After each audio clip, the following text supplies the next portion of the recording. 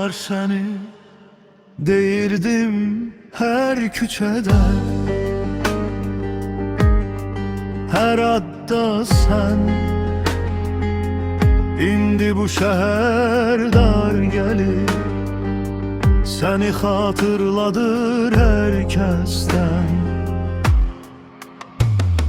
Bir körpüde kaldı gülüşün, bir kafede soyudu çay.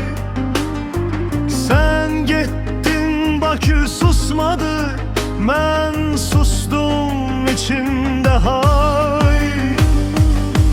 Bakü sana küsmüş, pencereler yüzüne bağlı. Küçelerde küsüp ayak sesin kayıtmır da. Bakü sana küsmüş, adını çekende titreyir dodak. Bu şehir darıxır senden, ben ise iki qat.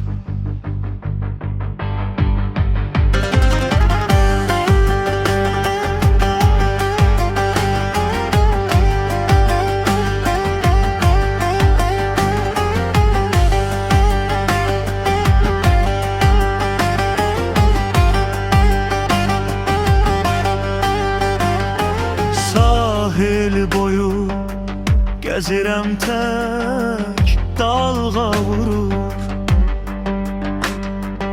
ürək odur. Külək sənin qoxun kimi, dəydikcə içimi qazır. Dəyişib hər şey, mən qalmışam eyni dayanacaqda tək. Getdin, avtobus gəlmir, nömrəsi silinib ürəyim tək. Bakü sənə küsmüş, pəncərələr üzünə bağlı. Küçələrdə küsüb ayaq səsin qayıtmır daha. Bakü sənə küsmüş, adını çəkəndə titrəyir dodaq. Bu şəhər darıxır səndən, mən isə iki qat. Desəm gəlmə, ürəyim yalan. Desəm gəl, qürurum susar. Nə sənə çata bilirəm, nə də səndən uzaq durar.